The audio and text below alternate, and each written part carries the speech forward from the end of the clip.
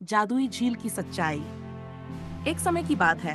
पहाड़ों के बीच बसे एक छोटे से गांव में एक गरीब लड़का रहता था जिसका नाम रघु था। रघु बहुत मेहनती और ईमानदार था, लेकिन उसकी गरीबी उसकी तरक्की के रास्ते में रुकावट बन जाती थी। वह दिन भर लकड़ियां काटता और उन्हें बेचकर अपना गुजारा करता।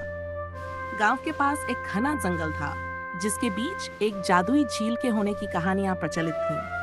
कहा जाता था कि जो भी इस झील में अपनी सच्ची इच्छा लेकर जाएगा, उसकी हर मनोकामना पूरी हो जाएगी। लेकिन ये भी कहा जाता था कि झील तक पहुंचना आसान नहीं है। वहां केवल वही पहुंच सकते हैं जो सच्चे दिल से मेहनत और धैर्य रखते हैं।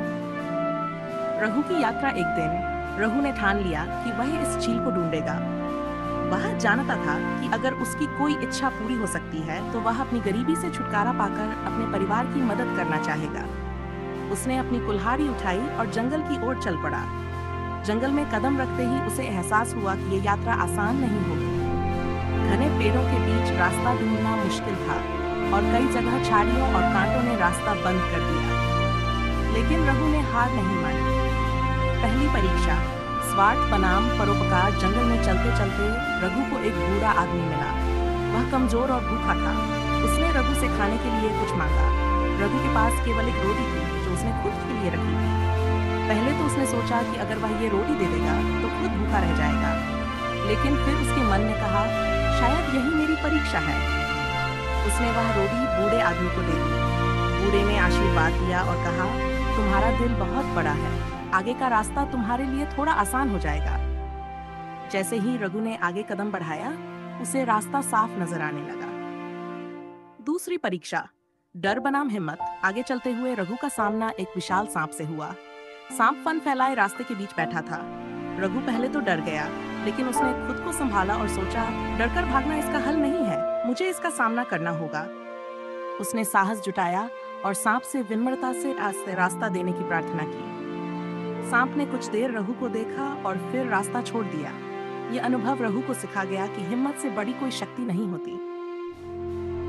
तीसरी परीक्षा, लालच बनाम संतोष। रघु झील के करीब पहुंच चुका था। झील तक जाने के लिए उसे एक सुनहरी घास के मैदान से गुजरना पड़ा। उस मैदान में सोने के सिक्के और जवाहरात बिखरे पड़े थे। रघु की आंखें चमक उठी। उसने सोचा, अगर मैं यहीं से ये धन उठा लूं तो मुझे झील तक जाने की जरूरत ही नहीं। लेकिन फिर उसने खुद से पूछा, क्या ये धन मेरे परिवार की गरीबी को हमेशा के लिए मिटा सकेगा? नहीं, मुझे जादुई झील तक पहुंचने का उद्देश्य भूलना नहीं चाहिए। उसने सिक्कों को अनदेखा किया और आगे बढ़ गया। झील के दर्शन आखिरकार रघु जादुई झील तक पहुंच गया। झील अद्भुत थी। उसकी सतह चांदी की तरह चमक रही थी और झील के चारों ओर रंग बिरंगे फूल खिले हुए थे।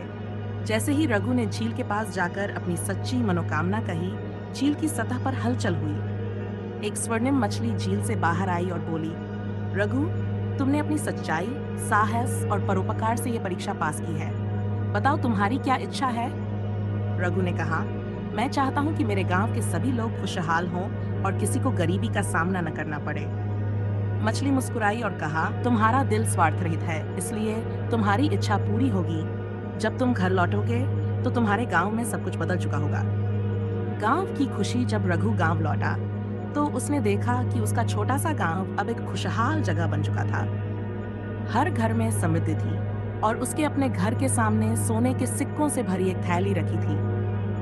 लेकिन सबसे बड़ी खुशी ये थी कि अब कोई भी भूखा या परेशान नहीं था।